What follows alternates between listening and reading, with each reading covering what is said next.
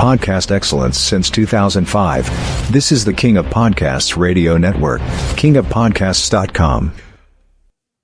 Some wrestling marks never grow up, and some of them become wrestling podcasters. Woo! Hey, this is the Nature Boy Rick Flair, and believe it or not, whether you like it or don't like it, learn to love it, because you have to listen to Wrestling is Real. It is the best thing going today. Woo! The worldwide leader of podcasting excellence, the King of Podcasts radio network proudly presents The Wrestling is Real podcast, because wrestling needs us. My rant tonight is necessary. It's a serious moment. And look, I know I shouldn't let myself get caught up in all this because it sucks. But here's the thing. When I've been trying to watch wrestling all these years, especially since I've been doing this program, now, much like other wrestling podcasters out there, my fellow podcast wrestling brethren, I've made it a point that since I've been doing this program, I have my criticism of wrestling, and I have my passion, my excitement, my enjoyment of wrestling, which nevertheless, I don't put it up there like a chip on my shoulder, and I'm trying to make a whole lot of money off of it.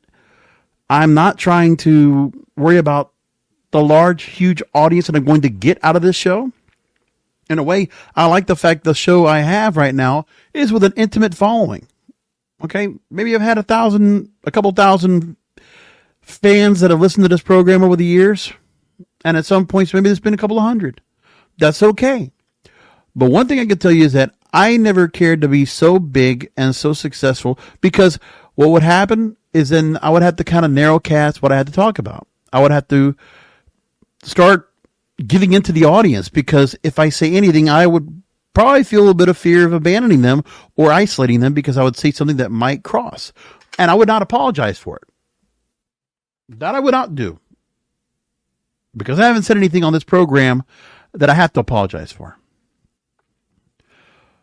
The other thing, too, is that I don't take my vitriol, my passion for this project, and take it as a point to go ahead and lash out at the wrestlers, at other fans, okay? And more than anything else, I just don't buy into what some of my fellow wrestling podcast brethren have subscribed to do all these years, which is what the wrestling marks did to the likes of Eric Bischoff and Vince Russo 25 years ago. I never gave a shit about it. But when I see it all the time, and it's like, I just want to go on social media and have people just have like civil discourse. Okay, you didn't like something. Wonderful. But what doesn't help either, and I will say this too, the wrestling podcasters are going to do what they're going to do. But what they think is going to be their way of doing things, they're not contributing to the good of wrestling at all, because they just want to have their voices heard. And some of them want to monetize off of it. But that's up to them.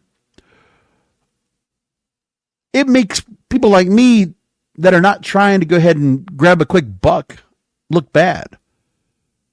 But I'm always trying to tell you, I don't associate with them. I've seen them. There have been some that I quite respected, but honestly, some of the wrestling podcasters I've listened to in the past, I stopped listening to because some of their opinions and some of their feelings on what they do on their shows have gone by the wayside. There's a thing where politics has gotten to the issues of my fellow podcast wrestling brethren. There have been other things about their vitriol towards Vince McMahon has really fueled a whole lot of hatred right now. And this obsession that Triple H is, the God King and he cannot do any wrong. He's just a booker like every other booker out there. Okay? Not every booker has been successful. Paul Heyman has had his flaws, even in ACW, which for some reason Triple H wants to replicate now with NXT next week or 2 weeks. With Tony Khan, he's a fan. And he's going through the motions with AEW. And I think there's a lot of things he could be doing a whole lot better on that product. But the kind of criticism he's getting right now, I mean, he shouldn't punch down to some of these folks. The wrestling media, the podcasters out there that want to go ahead and take shots at the man, the billionaire, just like they want to take shots at Vince McMahon. Look, Vince McMahon's no longer around anymore. You don't have him to shit on anymore. So let's go to Tony Khan. The normal, conventional idea of a wrestling mark. Let's go after the secondary product. Now, why are you going so obsessively against AEW? What is that all about? Well, first of all, we know that there were some of these fans that 5 years ago when we had the inaugural run of AEW and what they brought in and the freshness that came with it. You're telling me 5 years later they're not going to have a lull and they're not going to have something where, you know, that momentum they were trying to keep up isn't going to happen? They've had some successes. They're about to pull a profit now with a new broadcast deal. But I like to think that what's happening here is projection. Because there are people like me that have criticized the current state of WWE without Vince. That makes me a traditional fan of the product because I know there's ups and downs with all these shows. There's good and bad times of these promotions. Well before AEW. And WCW, trust me, I remember the ups and downs of that very well. But what did I do? I mean, sure, I might complain about it. I might fidget with myself watching the shows, but I'd still watch the train wrecks as they were.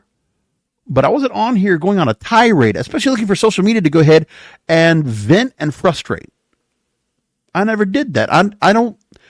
It's a different crew of people that want to go and do this. That's how they want to use social media. That's fine. I've always known that social media from the get-go was a public platform, and I wanted to make sure that my persona was going to be in front of people, and that whatever I projected myself, whoever I am as a personality, as king of podcasts, I'm not going to put myself out there on a limb and say something or do something that's going to hurt me or that I'm going to have to apologize for because I make a mistake.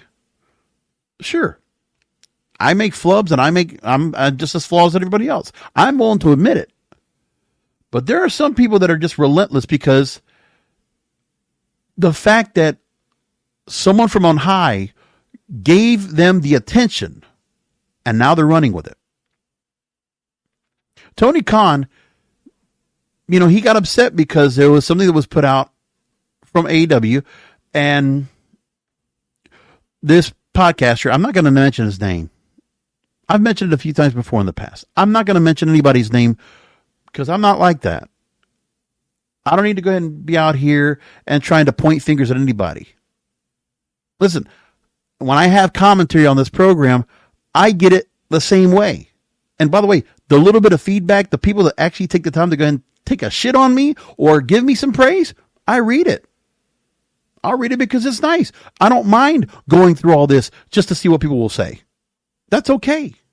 Look, there was another message from James Batten that I never read back a couple of weeks ago because of the issues with the bloodline. And you know what? There was a couple of things that he actually commented and he agreed with me on. But I never read that story, but I'm going to go and take it over here. So the bloodline. We see right now on SmackDown where Roman Reigns was trying to go ahead and compromise or at least work with the bloodline to bring the bloodline back together. After all the beatdowns that he had, he was going to try to go ahead and acknowledge Solo Sikoa as the tribal chief. So he did that.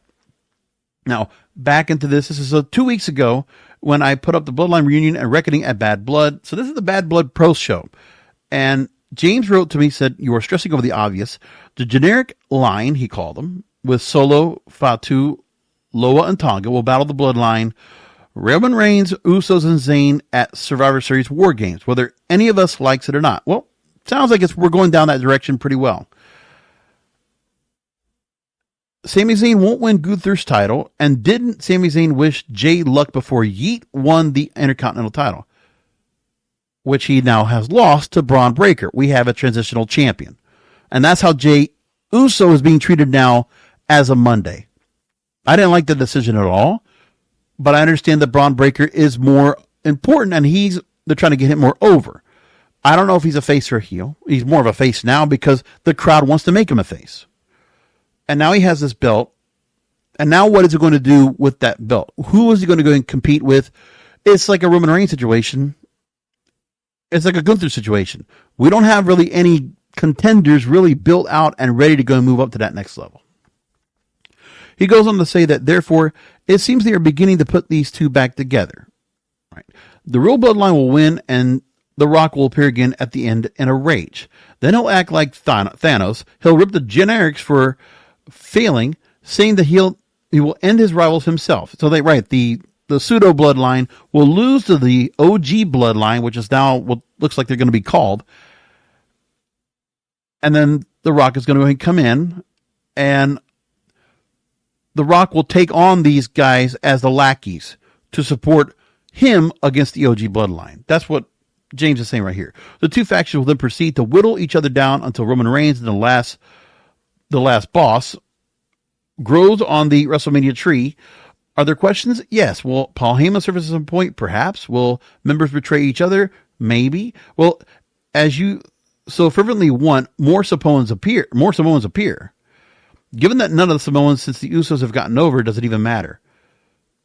Yeah. I mean, but my thing was, if you were going to bring somebody else to fill the other OG bloodline, because if you don't have Solo there, who's the next person that goes there? That was the thing I was thinking of, because I was thinking that Jacob Fatu could be possibly made to be manipulated and brought over to the OG bloodline. Because I would think that would be the person that, if Solo Sikoa lost Jacob, that would be the biggest blow to his version of the bloodline if Jacob Fatu were to switch sides. And that would be part of the civil war that I think would be compelling, because Jacob Fatu is the star that we're really looking to go and see that festers out of this. Because here's the thing. If you do that, that means Solo Sikoa, as the antagonist, trying to get revenge on the OG bloodline for taking Jacob Fatu away, and Jacob Fatu being that new star, that new enforcer for Roman Reigns to protect against any other bloodline members of the other side. Those two members are the focus of the bloodline storyline right now, aside from The Rock and Roman Reigns. Does that make sense? And then he goes on to say, at the end of this mess, the fans will have spent 5 years watching a near perpetual Samoan civil war. And then he goes on to where everything kind of worked its way through. And he goes on to say that I know 3 things looking back on this. Number 1, wrestling fans impress far too easily. Number 2, wrestling fans have shitty taste.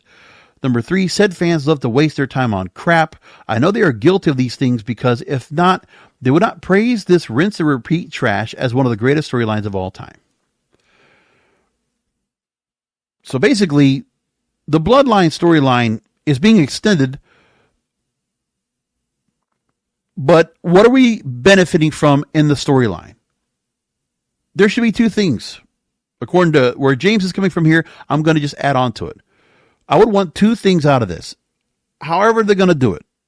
If I'm going to go ahead and break down and completely micromanage and criticize all this here, I will be wasting my time, and I'll be wasting your time. So I'm going to say this here. For the bloodline storyline, the most important storyline in WWE right now, what I want to have happen is I want to see something where there is a friction where Jacob Fatu crosses over to the OG bloodline. Something happens, a betrayal by Solo Sikoa because of the manipulation caused by Roman Reigns and the Usos, causing Jacob to move over. So no matter what, Solo Sikoa sticks with his ragtag group of Tongans and whoever else he brings on board. Maybe they bring another Samoan on board, whatever it is. But then what happens is you get The Rock and Roman Reigns, which was a match we wanted to go and see at WrestleMania anyway, right? I want to see that. Final boss against the tribal chief. Yes, I want that. But then give me Jacob Fatu and Solo Sikoa as a secondary match.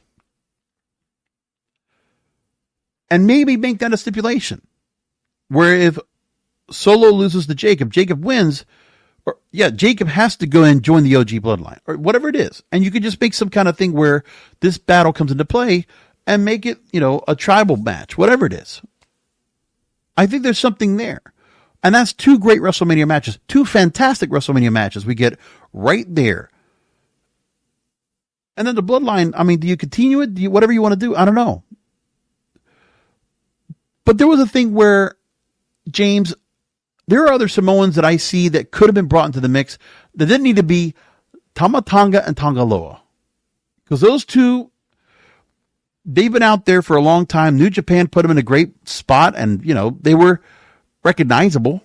But that's the other thing where when you look at, and this is the same criticism I can have with WWE, with Ring of Honor, with TNA, because you might get the prestige and you might get the clout of certain stars coming from other promotions.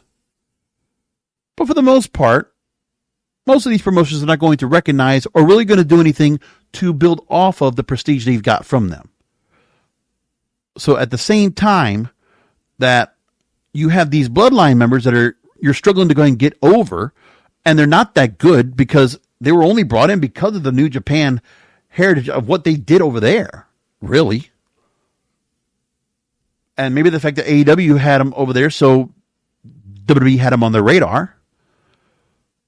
And then at NXT, the same thing goes with Julia and Stephanie Vaquer. Those were impulse moves to sign them. Impulse moves. And that's something what Triple H is doing where when he sees certain stars coming from other organizations, like the free agency, he's having to go ahead and spread himself out because he's not picking off people from other companies. But he wants to bring in new stars. He's going to bring in international stars from somewhere else. So you look to CMLL for Stephanie Vaquer, look to Stardom for Julia. You got Delta coming in. I don't even know about her yet. Honestly, I haven't really read up about Delta turning into, I forget the name she's called now.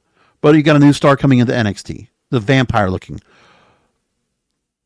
And then you have the NXT stars that'll come in, and they had for a little while romping around the NXT to help off with a bit of a talent exchange on that brand. But these companies, they are going to free agencies to go into these international stars. And it's being very difficult for any of them to build up any of these stars from other organizations. Remember, it's one thing to take free agents that we've seen regularly on TV from another brand. Whether it's NWA, where LA Knight's a great example for that. When you have Kevin Owens or Adam Cole that came from Ring of Honor. Remember, we got to see all these folks for quite a bit of time. Ricochet, before everything else, he was on Lucha Underground. Swerve Strickland was too, and he was on MLW. Jacob Fatu, we saw on MLW. Do you notice a difference? And I think this really does serve a great point, is that you have stars that we got to see in other organizations in America, on television that we can easily see in America. And those stars are easy to get over, more than they are these other stars from other organizations. So the Beast Mortos or Hologram or, trying to bring in the New Japan stars that they normally bring in here that we might have seen at Wrestle Kingdoms forever, Tony Khan, but you know what? To keep bringing them back, all right, so now you're going to have Tomohiro Ishii go at it with Chris Jericho now that he's won the Ring of Honor World title. The Briscoes, yeah, you can get them over pretty easily. They've been around forever, right? House of Black, you should think that'd be easy, but I don't know if they're going through another reset or what they're doing because they don't have anybody to go up against. And it's like, I'm not sure what the House of Black and what the purpose is right now of squash matches for them and where they're going with things next. But I guess they got to keep them out there. They're employed. They're under contract. And for all the women as well, same thing goes. I mean, Tony Khan has struggling to try to get Mercedes Moné over after all the time she spent in WWE in the first place. And then the fact that really it was her run over in New Japan that really kind of brought things full circle for Mercedes Moné to go and come into the space, because if she didn't have a run in New Japan, would Sasha Banks have made her run from WWE after she was let go due to Vince and comes in from her run in New Japan? In my opinion, I think Triple H and Tony Khan suffer from the same thing when it comes to their booking. I mean, some stars you're capable of doing more with and building more with. So when you look at Will Ospreay and now that you have Kyle Fletcher together and they're trying to build off of that. I mean, they did spend time together as a team, and we've had Will Ospreay on our TV for a while now, and they've done some things with him with MJF, and they've done quite a bit to build him over. Now, Yeah, everyone wants to crap on the fact that Kyle Fletcher shaved his head as the fact that he's trying to show that he's not Will Ospreay. All right, so that's the storyline they're going to go with. But we'll see when Will Ospreay comes back and what they're able to build a feud off of. It's really starting up. It's only a couple weeks in. But that's part of the Don Callis family, what they're doing right now. And the fact that Takeshita now holds the belt and, they're trying to go somewhere else with him. And in the meantime with AEW, you got the Moxley stuff where it's Moxley and his ragtag bunch. The Blackpool Combat Club coming in and, just this NWO style attacking of all these other stars that are the AEW mainstays from the very beginning. What it feels like. But what they're all doing right now, Triple H and Tony Khan, they're basically doing the same thing. They're playing to their base audience. And some of that base audience, circling back to what I was saying, they were fans that were watching this product as a response to Vince and the poor booking that was being done in 2019, 2018 and before. Because the second half of the 2010s, very difficult. After Ruthless Aggression, very difficult. We were getting some stars coming from NXT, coming out of the Full Sail assembly line that were not panning out. No matter how much of a gimmick you gave them, they were crashing and burning. Aside from the horsewomen, the 4 horsewomen, and the Shield and the Wyatt family, everything else that was coming out of there was crashing and burning. And then there was the Ring of Honor stable. When Ring of Honor was going through their issues and going through a lot of financial struggles with Sinclair, or actually before Sinclair bought them. And when that happened, it created an open door for NXT, the developmental arm at that time, when NXT was very much developmental, was bringing those folks in. So that works out well for them. And, now you go ahead and bring them on board, and it's working out. You've had some stars that have been around for 10 years plus with Seth Rollins, Sami Zayn, Kevin Owens, that have excelled coming out of Ring of Honor into the company and being stars for a long time. AJ Styles also coming from that because it was also a struggle. Like WWE was benefiting from other wrestling organizations struggling badly. TNA barely holding on to dear life. Until honestly, the likes of Scott D'Amore and Don Callis and Norholm and Anthem Entertainment were able to basically work TNA back to where it is today, which is a wonderful thing. It's not fully back to where it was in the Spike days, but it's pretty good. Coming into Bound for Glory, we're going to talk about that a little bit later. But it's obvious in the booking right now for both brands. What I know is, if it's stars we've seen and we're familiar with that have worked American indie shows or have worked around and we've seen them before, they get some chance to get a little bit of presence. We get to see them somewhere where we recognize them. I mean, there's not anybody trying to go after anybody from GCW. One thing I will say, and I got to talk about this later because I haven't had a chance to watch, was Maple Leaf Pro Wrestling putting out their first show. 2-day pay-per-view style event.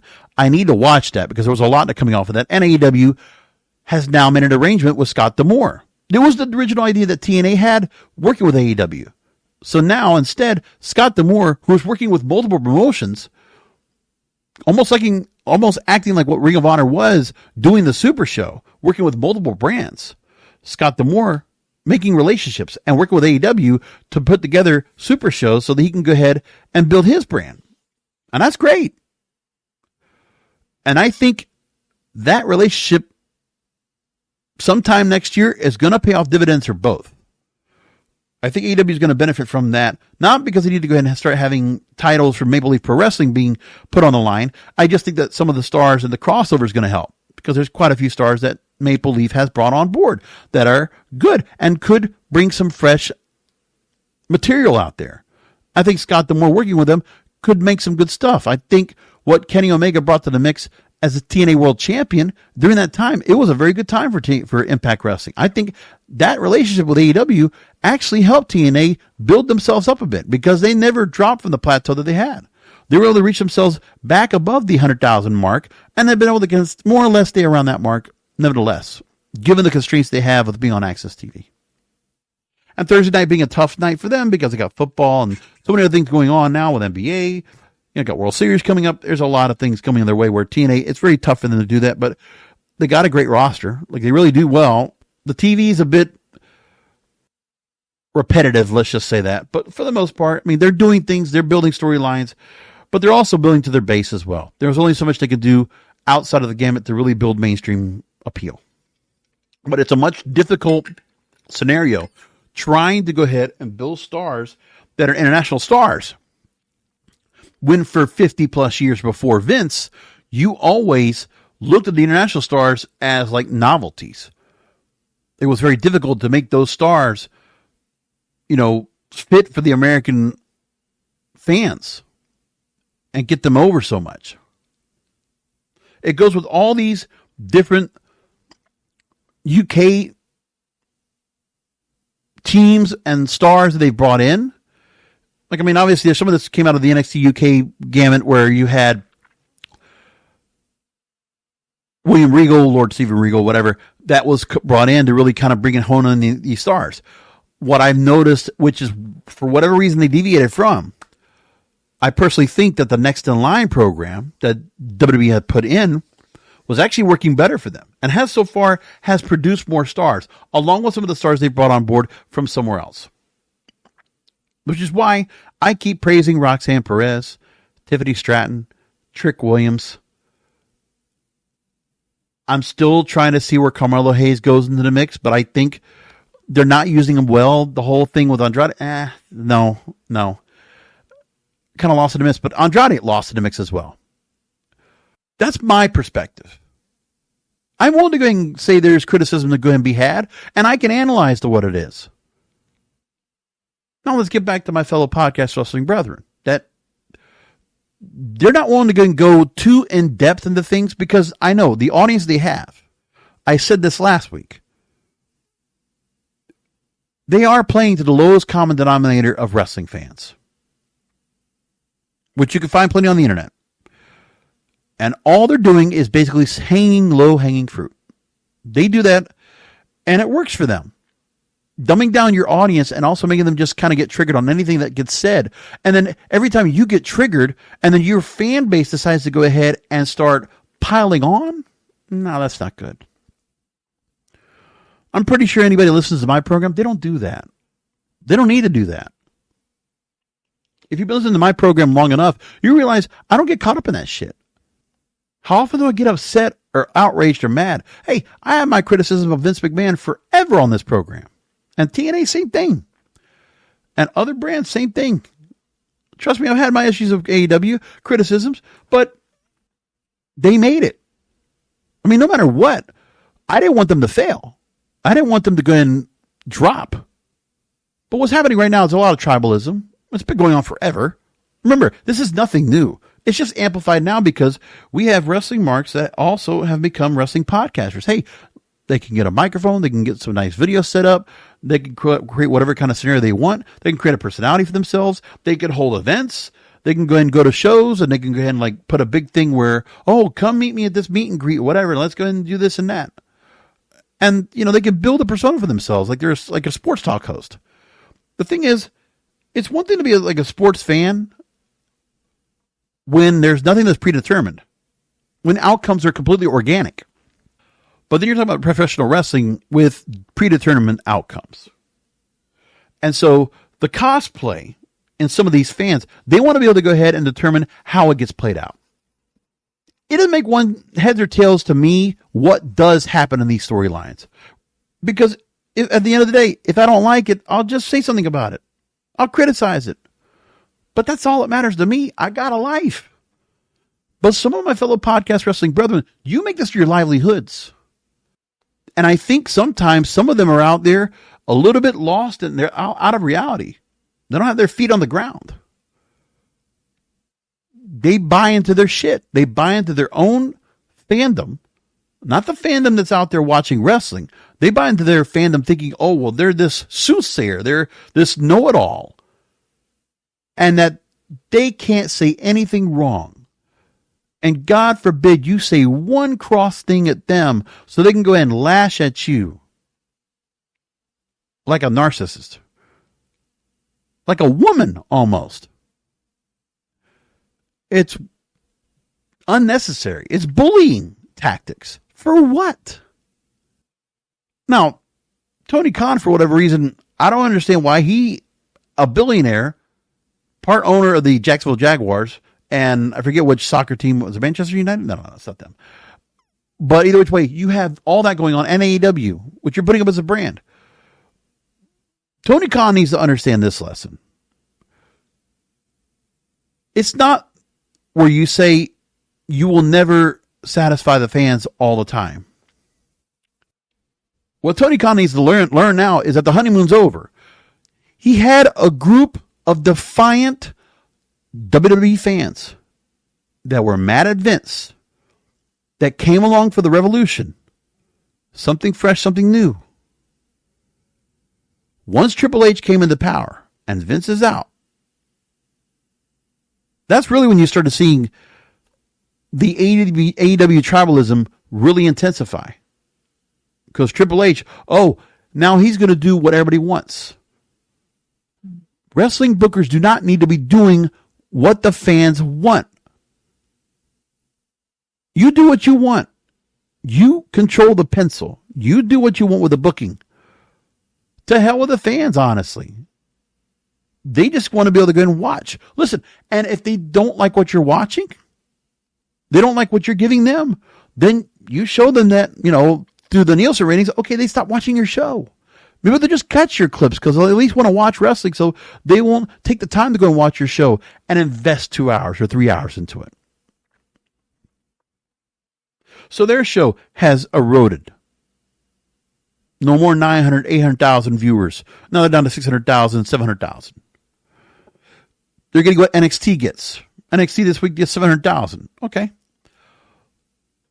But one of the things you got to think about here is that WWE is in the same boat. They're not holding on to audience either. Their audience is dwindling as well. Trust me, after Monday Night Football, once they go to Netflix, and then you put the fans at their own crossroads, because these wrestling fans right here, you're going to make them commit to paying for Monday Night Raw now.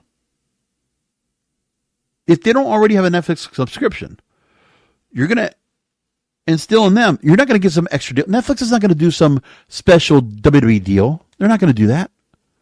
They're not going to do like what Peacock did. No. Netflix is going to make sure you pay full price. I would be very surprised if they did anything special to downplay the price so that WWE fans can watch. And remember, the only thing you're going to get to watch there is Raw, and that's it. Sure, we'll be live. Yeah. 3 hours. Yes. A little bit extra risque content, vulgar language. Okay. Do you really think that's going to make the difference on this program? Do you think that's really what it's going to be? No, not at all. But you're going to make fans go ahead and start paying more. Now, nobody's feeling the brunt of it right now, but wrestling fans will be outraged at some point because they're going to realize, I got to pay for this, I got to pay for this, I got to pay for this. Wait till you stop hearing the criticism we're hearing right now about AEW, which is giving you all your content right now, except for the pay-per-views, which you got to pay a pretty penny to go and watch, right? But all their other shows are on cable. And soon enough, all their shows are going to be on Max. So you're going to easily stream it as you want, all their content, including their pay-per-views. And then you'll pay a discounted rate for the pay-per-views. Sounds like a deal. But what you're getting right now with WWE, right? Are you happy with it? Like, there are not a lot of people that are willing to go and commit to the 3 hours. Look what I heard the other day, what I've been listening to right now. There are now fans that are trying to go ahead and build up the idea that SmackDown should go back to Thursday nights. And this is the thing. It's clickbait from all these wrestling news sites. They're all coming up now and saying, oh, maybe SmackDown should go to Thursday. So they could stir up the pot and get the fan base out there, this fandom, to go along and say that. And to get wrestling podcasters out here, the ones that will go after the other wrestling stars or Tony Khan or bookers or whatever they want, because the biggest mistake you could do is give these people a chance to go ahead and say, oh, they're listening to me. Now I can say what I want. Now I can really lash on. It's like a toddler in the pram. Once you let that toddler out of their crib, they'll just run around and do whatever the fuck they want. And they're doing it right now. Temper tantrums. So there's one right now, and I'll tell the story, but again, I will not mention by name. But what's going to happen is, this person now is monetizing off of you, Tony. Tony Khan, you're getting monetized right now because you punched down on this guy.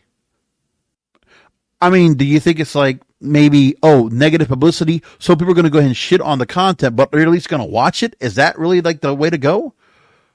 No, I think you can go ahead and bypass the thought that these wrestling fans here that are podcasters, that, you know what, they don't like your product, go target a different audience. There are other men out there to watch your programming. There are other wrestling fans you can find that you can try to bring back. You just got to figure out what is right.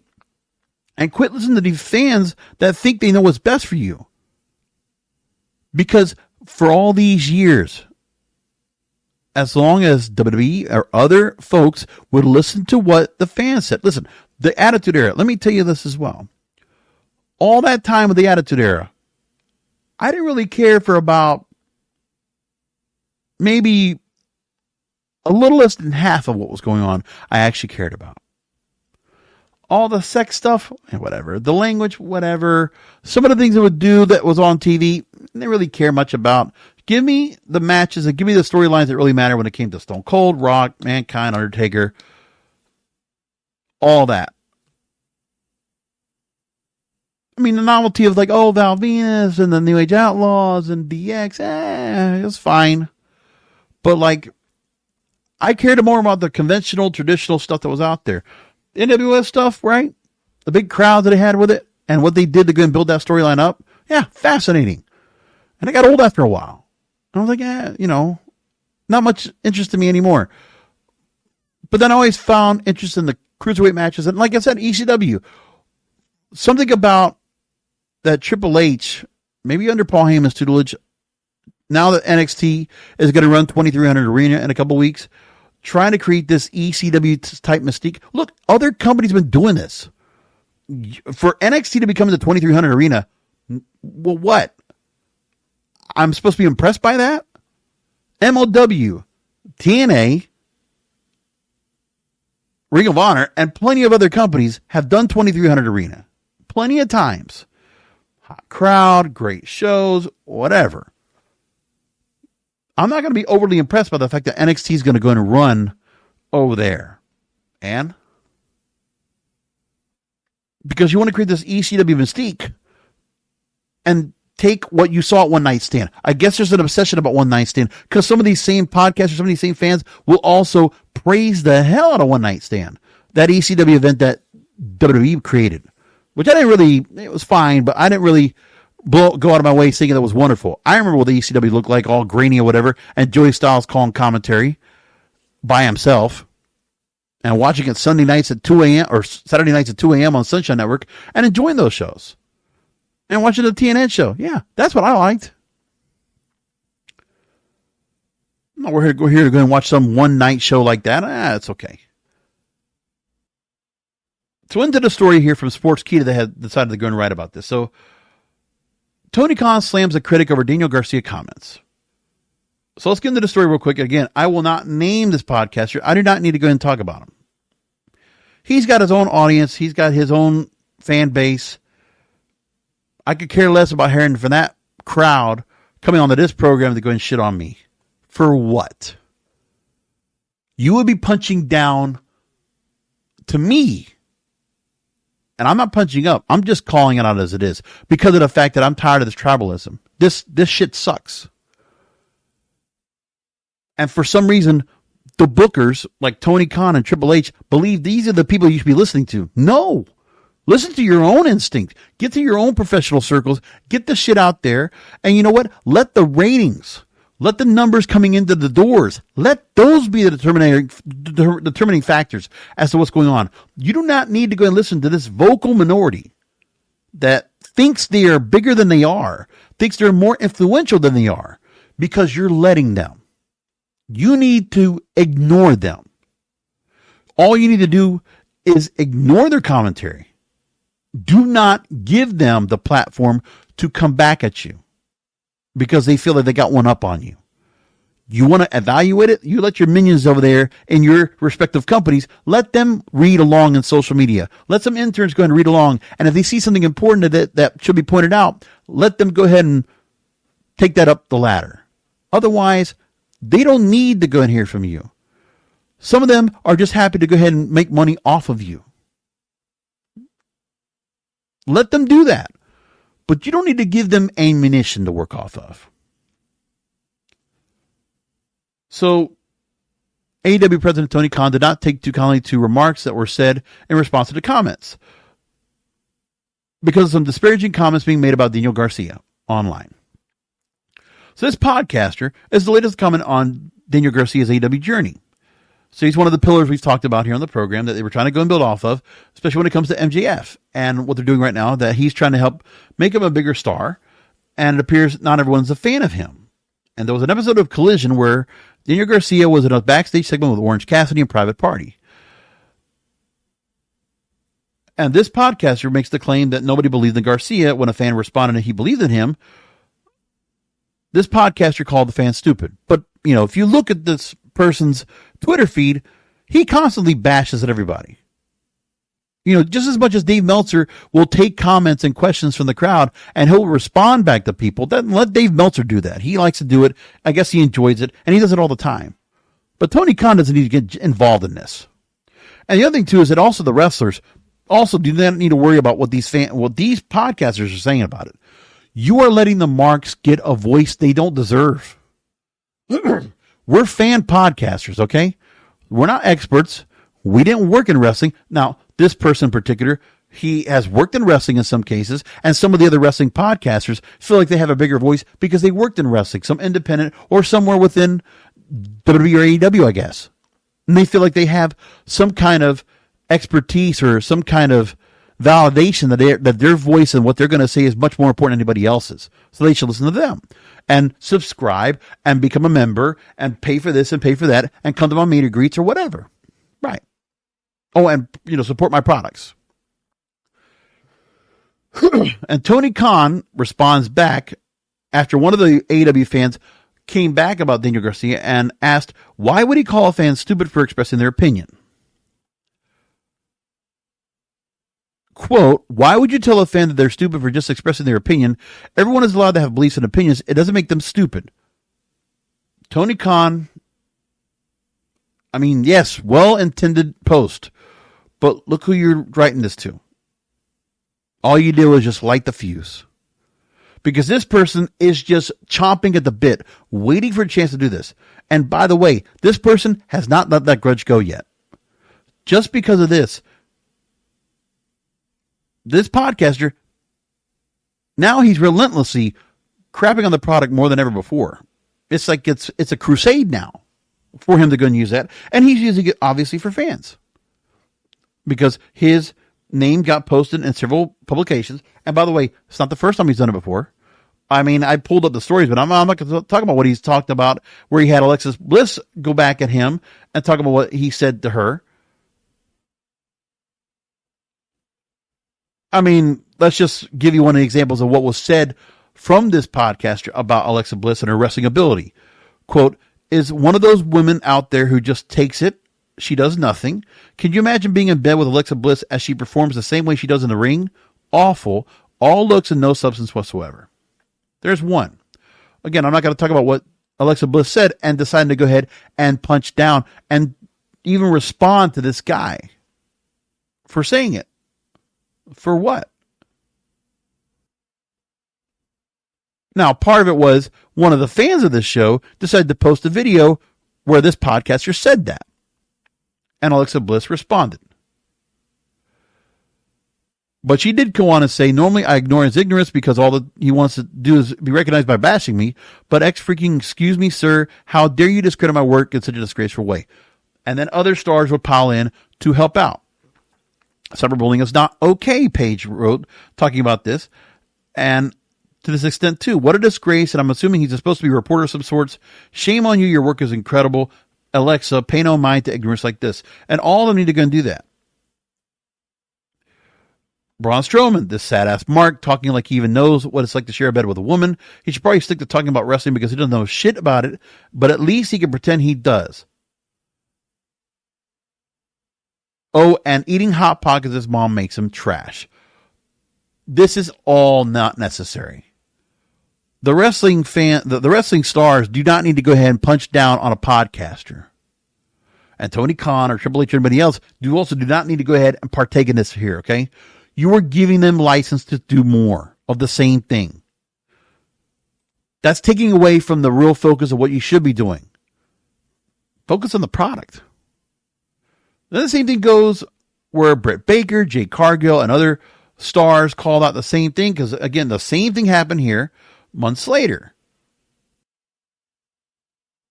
And so this same podcaster had a negative reaction to Marina Shafir battling Jade Cargill on Dynamite. This is from October 2 years ago.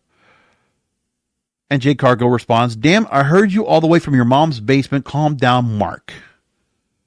By the way, this same person now has been happy to see Jade Cargill in WWE, and I believe there's been no negative commentary since.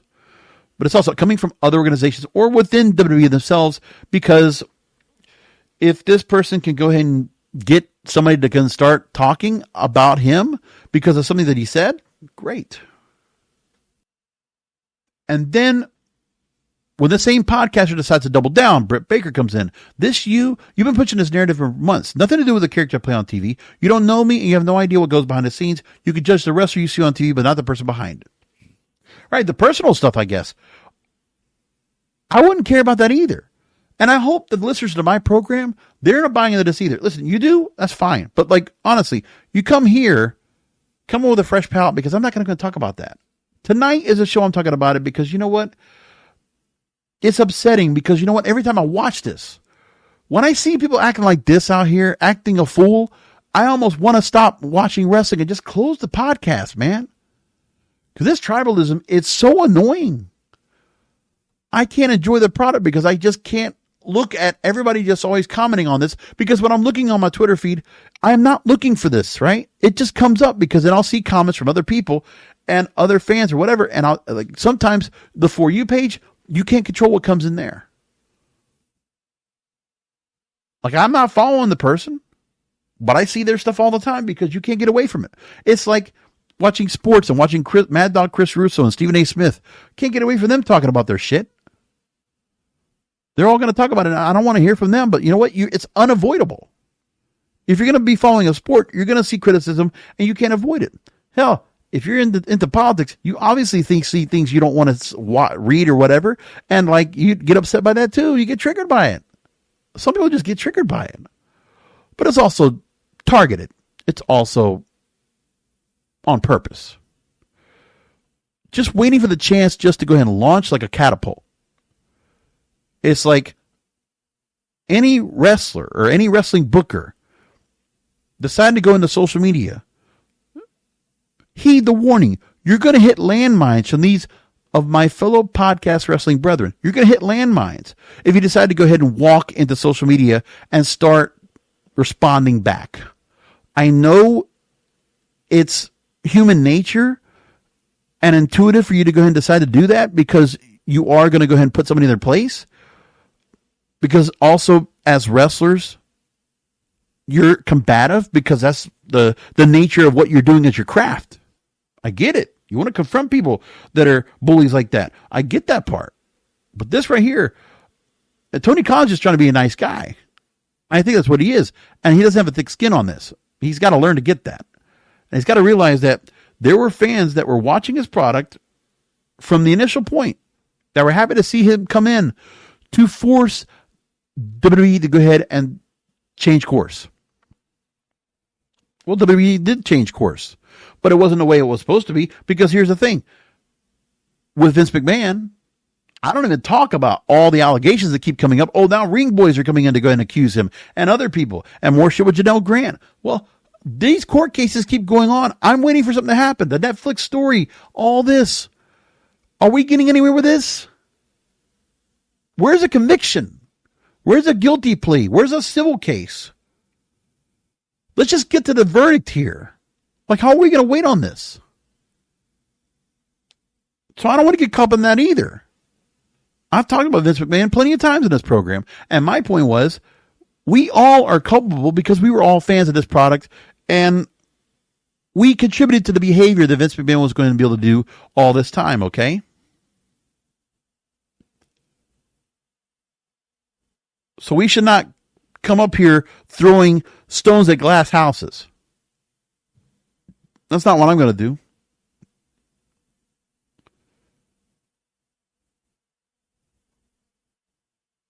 And the other thing, too, is that some of these comments, they are brought up by other wrestling fans to stir the pot, to make sure this podcaster gets called out.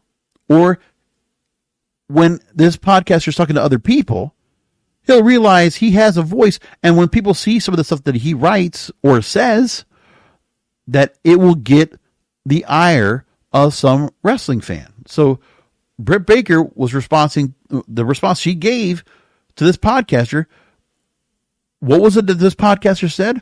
No, it doesn't. It sounds like a power-hungry woman who is a favorite of the boss, who has freedom to say shit like this, where there is obviously problems. This isn't a fucking storyline.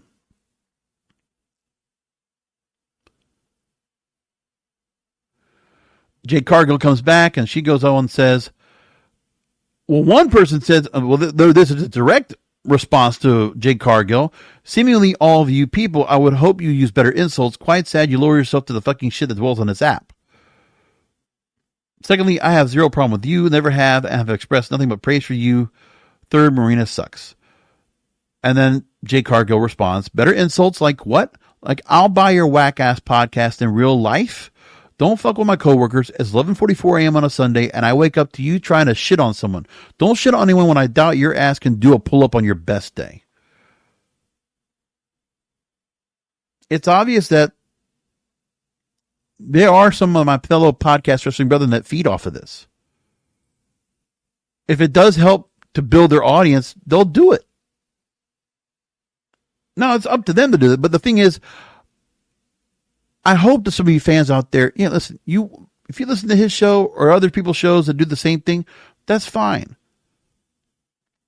You're entitled to do what you want. But I wish that people would have some reality and some mindset that says, you know what? You're not as important as you think you are. The voice that you have on social media, don't buy into your own praise here, okay? Don't buy into don't feed your ego. Because I don't have an ego. And for other fans, anyone that has an ego that think they know better than everybody else, when all we're doing is watching from the outside, we're Monday morning quarterbacking, right? We're all doing that. As fans, we all do that. And some of us are just much more involved and much more invested in what's going on here. But I like talking about wrestling. I'm not trying to go ahead and make this a cash grab. I'm not trying to make this here where I need to go and stir some shit up just to stir some shit up. What stirs shit up on my program is me being the antithesis of everybody else. Could I go ahead and do the same stuff that's going on here and stir shit up? Absolutely. But I'm not doing that because I don't care. I like taking this side of the argument because I think I speak along with the majority of what I think of the program that have been longtime fans of this product. So back to Tony Khan. He responds to Tony Khan, this podcast. Yes, exactly. It's all subjective. That's why I never called you stupid once in 5 years, despite the fact I often disagree with your opinions. All I know is that this is just unfounded, But now this person who has definitely had a pattern of going after other wrestlers, and these wrestlers taking the bait. So Dax Harwood from FTR, the same podcaster, goes on and says that maybe AEW should stop allowing their talents to drop each other in their fucking heads every single match. The pile driver is so fucking overused. It's basically a mid-level attack as if you were playing a video game. So much talent, so little psychology. And then Dax responds, would you mind explaining psychology to me? Brett texts me often praising my work in psychology. Bret Hart he's referring to. But maybe you have a better understanding. Maybe you need a refresher course. Please help. So Dak's being sarcastic here. But again, why are we going to go ahead and give lip service to somebody that is beneath you as a wrestler, as a wrestling booker? I prefer, and I respect the fact of how Eric Bischoff and Vince Russo have handled this shit all these years. Vince McMahon as well. They don't give a shit. They don't care about this, man. They go on and do their own thing. You think Dusty Rhodes or David McClain? Let's bring out Glow, right? Let's bring out, Mike Graham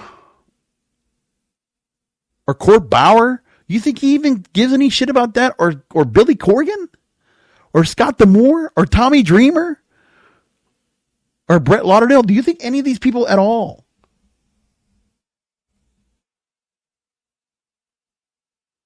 Or Conan or Demi Roldan or whoever else? Like, is anybody caring? There's so many other bookers that do not give a shit about this. But you give lip service here, and it puts something onto the community here of fans that I don't want to be a part of. But it's unavoidable. It's like the tribalism is so festering right now, it's a fever pitch.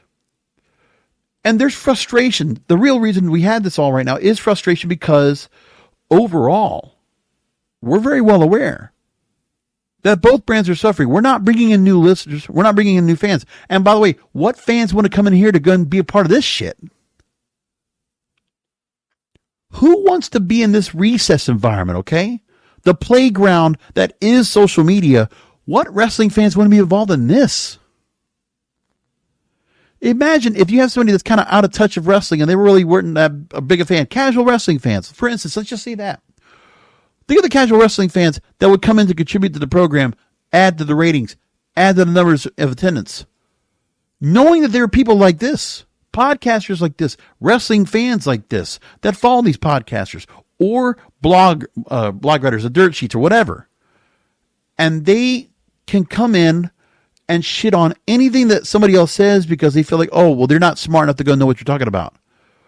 Maybe people, fans that are just fans for the sake of it. Listen, my friend Chuck, who, was on here doing the show with me for years. He wasn't the most erudite when it came to wrestling. And he wasn't like completely in on everything. He was just he was a fan. He was a proper fan. But even when I disagree with him on what we were talking about, because he wasn't really in the know, that's fine too. But I'm not going to discourage him from watching. But I'll tell you, what's happening now more than ever is you're alienating other wrestling fans from coming in.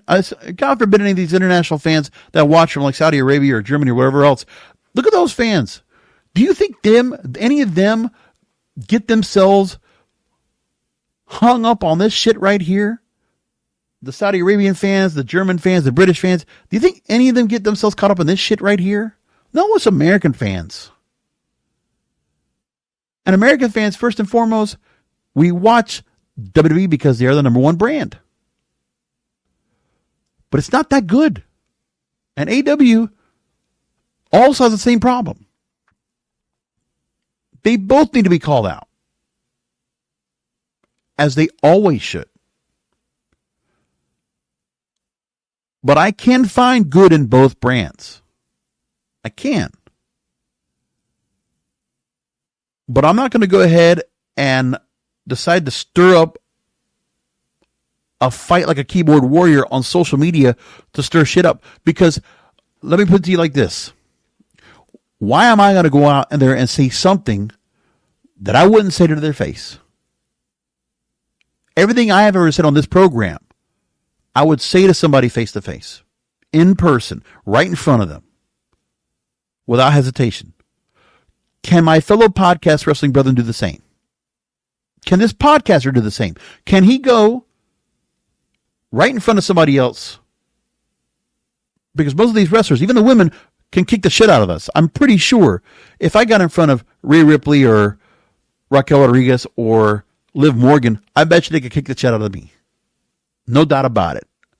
I respect their craft.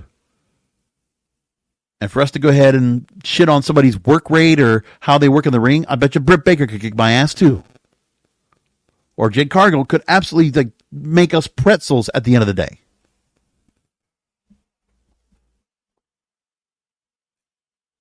But I'll tell you, all these wrestlers also got caught up in this as well. It's interesting that these are stars I actually like. Of all the ones that were criticized, as I have mentioned in stories that have been reported by the dirt sheets, they're all stars I like. And to be honest, I wish more was done with them. Think about Alexa Bliss. I wish she was back right now. I wish she was back right now. Her stuff with Bray Wyatt wasn't the best, but I enjoyed her work. Nevertheless, I thought I enjoyed her being the doll, right? And doing all that. That was fine with me. And of course, I loved all her work beforehand. The sparkle stuff, maybe not so much, but that was an opening gimmick. Britt Baker, I liked all the way through. She grew into where she is now today. But imagine, this is the thing too. The keyboard warrior mentality, that it's just like any other mark. Let that mark say the same thing to somebody else in their face. If you catch them out in a crowd, or catch them in the arena, or at some event, and they happen to be in the same place, if that wrestler decides, or somebody else decides to go ahead and confront this person, my guess is that person will not go ahead and confront. They'll coil back and walk away. Now, I'm not going to bring any more of this up, but the tribalism, it's too much. All I can do is continue to just pick away and try to weave around all this traffic that's here, the noise that is all this tribalism on social media. It's noise. I see that's on other programs. I want to talk about the signal above the noise. What actually matters in wrestling. The shows we watch every week. I want to talk about that. And where we're going in storylines and where things are going with wrestling. Commentary. The show's not about myself. The show is not about King of Podcasts. I barely even refer to myself anyway. I don't talk about myself. Don't need to. I'm just another voice talking about wrestling. Talking to other wrestling fans. Because I don't have any other wrestling fans necessarily to talk to. That's how this show started. 883 episodes ago. But even in the struggling times that wrestling has right now, I'm still enjoying it. Look, let me just go down to some of the TV stuff that we've got this week that I can still find things to enjoy. By the way, do read the article. I do put it in there in the description that talks about all this here. You know, everything from coming back from where Eric Bischoff went to in their creative direction for professional wrestling, and people have shit on it for years. And it's like, who cares? We just don't consider it, but it's so much more these days. And also the wrestling dirt sheets decided to go and report on this as well because it's good for them to get people to go to their pop-up ad sites and, hopefully get a subscription out of them, all this, right? So the bloodline imploding, I'll talk about that. Solo, the new tribal chief, but once more, the continuation of seeing Roman Reigns getting beat down, trying to go ahead and make peace with Solo Sikoa. I hate the storyline. But I know we're going to get somewhere with this. We just need to get to the Civil War and go through all this part right here where Roman Reigns is trying to come back and trying to go and make some kind of amends here and trying to bring the bloodline back, which, it's noble, but that's all it is. We know the Civil War is going to happen. Let's just get to that. And my 2 points I made earlier about seeing Jacob Fatu being put in the crosshairs and hopefully defecting over to the OG bloodline and the final boss takes on Roman Reigns. I want those matches at WrestleMania just like anybody else. So let's book those matches hopefully soon. Let's get to that point. I'm looking for that. Hopefully we get there. With tribalism when it comes to Motor City Machine Guns. Listen, when I look at Motor City Machine Guns coming into WWE right now, the tribalism. Why didn't you give him a big pop? Why didn't the fans give him a big pop? Look, we've watched Motor City Machine Guns for 20 years on our TV, okay? I've watched plenty of their matches in TNA. I don't know if Alex Shelley and Chris Sabin are going to reach the success they both individually found and TNA. Both former World Heavyweight Champions, both former X Division champions over and over, both multi-time former World Tag Team champions with great matches on their resume from TNA. That's just how it is. Not to mention the matches they had in tag team action when it was Generation Me, aka Young Bucks, or America's Most Wanted, or Beer Money, like Pickett. I mean, we saw lots of matches of theirs.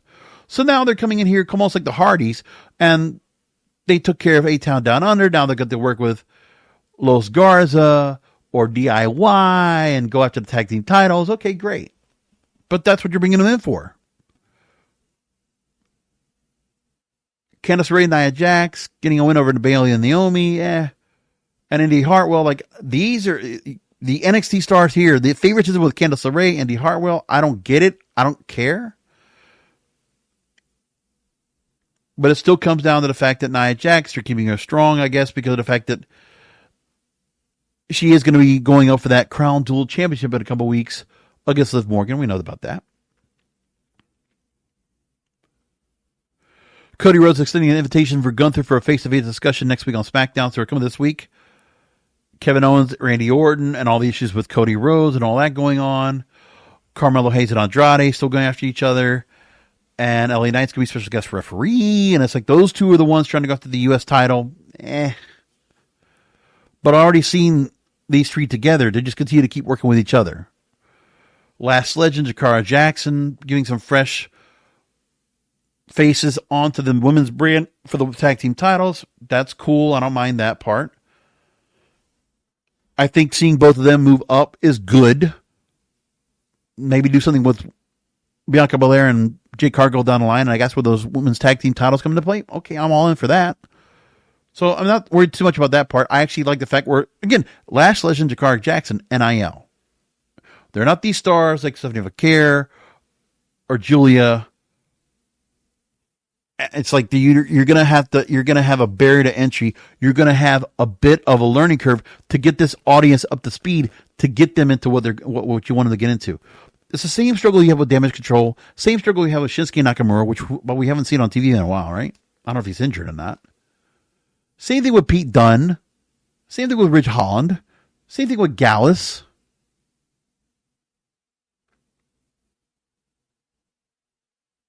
And that's part of the thing that I look at as well. It's the language barrier. It's that language gap. It's that international gap. That they're not American. You are making it harder. It's going to be harder for them to go ahead and really get themselves pushed into a storyline or get invested into where people are really going to be behind them. Like, how many years did it take for Sheamus to get to a certain point? They pushed him all the time. But it took a long time for him to get there. So the fact that when Sheamus had the Brawling Brutes to put Pete Dunne, a.k.a. Butch at that time, under his wing along with Ridge Holland, you were trying to hope there would be some kind of build off of that. We talked about Jey Uso and Braun Breaker. Jey Uso is going to move on to the Bloodline. I just wish he didn't have that transitional title, but they gave it to him. I don't know if it was something where it just felt like that was good, but like, I don't think there was really much of an idea where to go and where they're going to go and set up things. I don't know.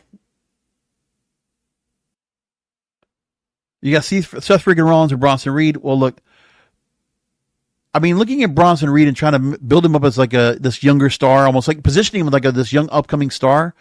I don't know if it works so much like that. I'm still trying to work my way around with Bronson Reed because I don't know. There's just something where his position where I wanted to feel more like a Samoa Joe or a Jeff Cobb, like the big bulky type like that. I mean, I want that. I don't know what they've been doing with him has worked. The whole deal with Braun Strowman, I don't think it did anything for him at all. Not anything. Rhea Ripley, and Dominic Mysterio, they continue to do things there. Oh, everybody got upset with Carlito saying something about I should learn Chinese after seeing Damage Control walking away on camera.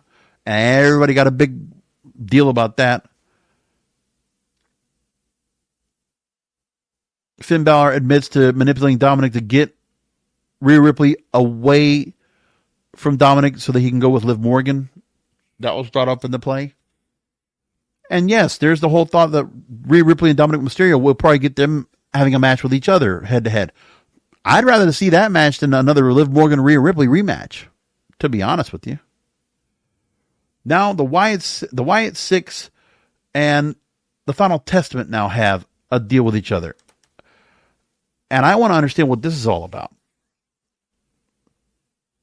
And I don't get it. So there was a match where New Day and Alpha Academy were on with each other.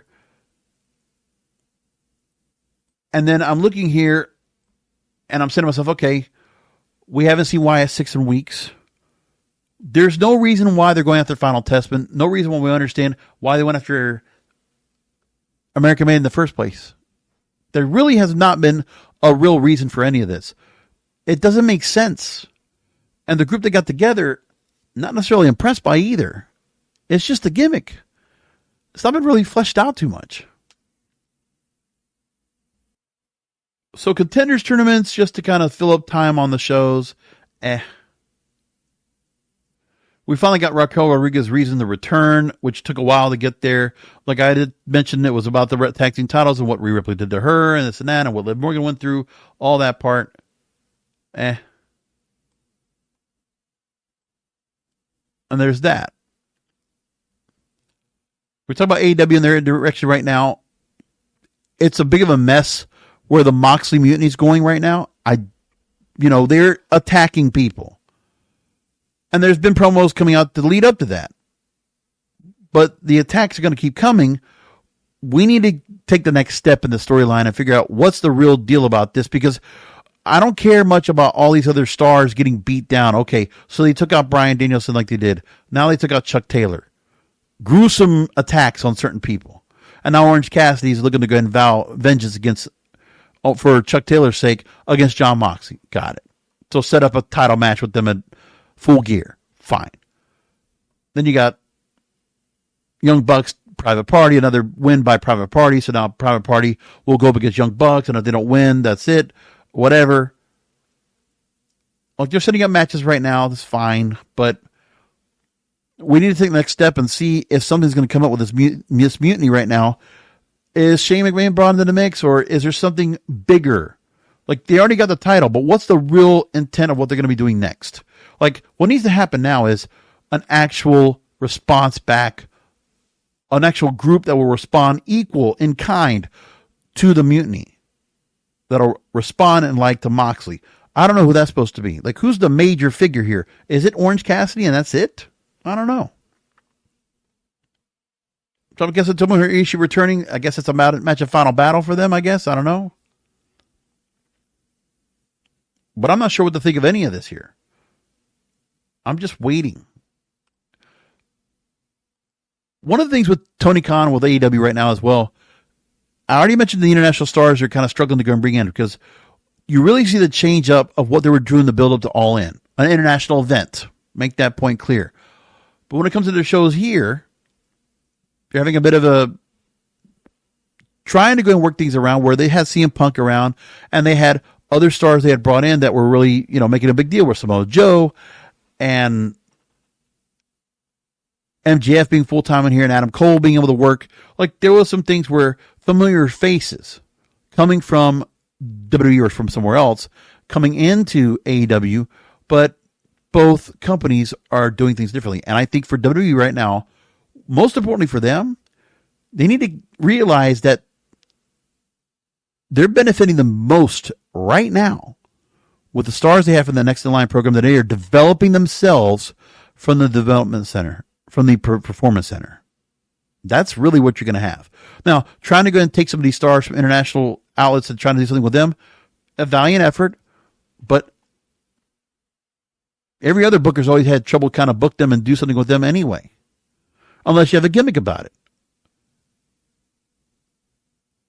And some organizations honestly just do better with others. Because with AEW working with New Japan, they're only able to go and do so much. Just like with Ring of Honor, the relationship is good to have them there, but WWE is going to get the same kind of relationship if New Japan was working with them. That there are certain stars under the New Japan banner that are going to be protected. And now the overexposure of some of these New Japan stars, when you see Shibata or Ishii or whoever else, seeing some of those over here, I mean, they have to go and do something here to work with some of these other stars because of all these other AEW stars getting international presence working in New Japan. So the exchange does come with the fact that AEW's got to take some of these stars and do something with them. And some of the ones they brought on board, they got to do something more with as well. Okada, for example. I've said this before and I'll say it one more time.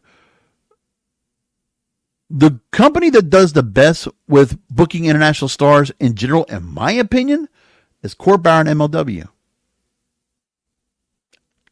I think what MLW does is great. NWA, I give credit that Billy Corgan's working with young stars, man. He's building young stars. I mean, what else can you say? He's trying. And I appreciate the effort he's trying to do right now to try to build up that brand because he is building that new territory system. I think people need to go and pay attention to that and see what happens with it. Just because he doesn't have that many, veteran stars to work off of. I mean, EC3 dropped the belt to Tom Latimer at NWA 76. And they are building stars like Joe Alonzo and Kenzie Page. They're great. And they're working on things. I mean, they have young stars they're trying to work off of and they're trying to build up. And they have some novelty stars, and Mauricio and, who's the Magic guy? Oh, Dumas. Right, I forget his name. Magic Matt Dumas? Yes, I think it is. It's funny, like the smaller bookers do a better job with what they have. But these two big bloated rosters that AEW and WWE have right now, and they struggle so much to go and really do much with all this wonderful talent that they have. But the booking is inferior on both brands. I can find good in both. I honestly feel like I find more in AEW more often than I do WWE these days. But I'm sure when WrestleMania comes around, there will be things that I will absolutely love, and WWE will be in favor somewhat because we'll get WrestleMania again. We'll get Final Boss. We'll get John Cena. Some of the familiar faces come back. And some of the storylines will finally get some more formation here after Survivor Series going into Royal Rumble. Some of those things will be interesting and exciting and all that will happen again. Great. But these are all ebbs and flows. It's going to come up and things will change soon enough, and then we'll get back to other things where they are right now, and that's it. That's fine. Bound for Glory is this weekend. Now, talk about me making mistakes. I was completely convinced that Bound for Glory was this past Saturday. Because normally it does run like in the middle of October. It normally doesn't. I don't remember it running so late in October, but it's in Detroit. I saw that Joe Henry and Matt Hardy were in Detroit at the Red Wings game, getting shown on the big screen, which is nice for them. But yeah, they're all set up. Wayne State Fieldhouse, and they got a whole bunch of matches all set up for this weekend. So Nick Nemeth against Joe Henry for the TNA World Heavyweight title. Frankie Kazarian as now the special guest referee that was put up on Impact. So I'm still with Joe Henry winning the World Heavyweight title that night. And even though Frankie Kazarian already has contention with Joe Henry going with all this because of the matchup against him and Josh Alexander and being part into that mix, I see something with that. Full Metal Mayhem, The System, Brian Myers, and Eddie Edwards against Hardy Boys against ABC. I will take ABC to win the tag team titles in that match because I think The System and the Hardy Boys will cancel each other out. Jordan Grace, I think, will retain the Knockouts title over Masha Slamovich. We talked about that last week and what the build-up for that is. Mike Santana will take on Moose. I will take Mike Santana to take the win over Moose. You have the both Digital Media Championship and the International Heavyweight Championship for the Monsters Ball match with PCO and Matt Cardona, and I will take PCO to beat Matt Cardona in that match. Also, Vikingo will go after the X Division champion, Speedball Mike Bailey, and I will take Mike Bailey on the win on that, even though Vikingo should be great in that match. That should be an awesome match to watch. Spitfire, the team of Danny Luna and Jody Threat, will take on Wendy Chu and Rosemary for the Knockouts tag team titles. My guess, Wendy Chu and Rosemary will win. Someone tells me about that. And you know what? I think Wendy Chu working with Rosemary was a smart move. I think that's going to benefit of all the stars that TNA has brought over to WWE. The fact that this NXT star, Wendy Chu, who I hated the gimmick of her sleeping all the time. I hate that gimmick. But now making her this other star, it's like, it's kind of like Su Yung. I feel like that's what Wendy Chu's kind of fits. She's kind of in that Su Yung kind of gimmick, which that works. Go for it. If it happens, like, I mean, I'm glad Rosemary's getting a chance to work with another character to bring them into the inner realm, into that dark, area. I like that part. So bring it on. And Josh Alexander versus Steve Backlund. I will take Josh Alexander for the win on that. And then we have a Call Your Shot gauntlet on the Countdown show. And new inductees into the TNA Wrestling Hall of Fame. The late Bob Ryder and Rhino being inducted. That's cool. Yes, I want to see Monty Brown someday get put in there. I would hope that happens someday. And Beer Money should go in. There's a bunch of others that should go in. And Motor City Machine Guns, to be honest, should also should go into that TNA Hall of Fame, along with AJ Styles, obviously. But we'll see what happens today. I don't remember if AJ Styles got in or not, but he should if he hasn't already. So I'm sure this time I'm going to be right. Yes, Bound for Glory is this weekend. We'll talk about that. And I guess we can talk about Halloween Havoc for like a quick second as I go ahead and roll ourselves out of the show here, because we have matches and things set up for that going on. So let's go ahead and run down that before I go and close things out. So Halloween Havoc, you got Trick Williams and Ethan Page, Devil's Playground match. I'll take Trick Williams to win. Tony D'Angelo, Obafemi in a Tables, Ladders, and Scares match. I will take Obafemi to win the North American title.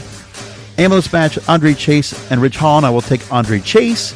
And Kalani Jordan defending the North American Championship in a Spinner's Choice against Fatal Influence. And I will take Kalani Jordan to retain. So enjoy Bound for Glory. Enjoy Halloween Havoc. And come back for another Wrestling is Real podcast, because wrestling needs us.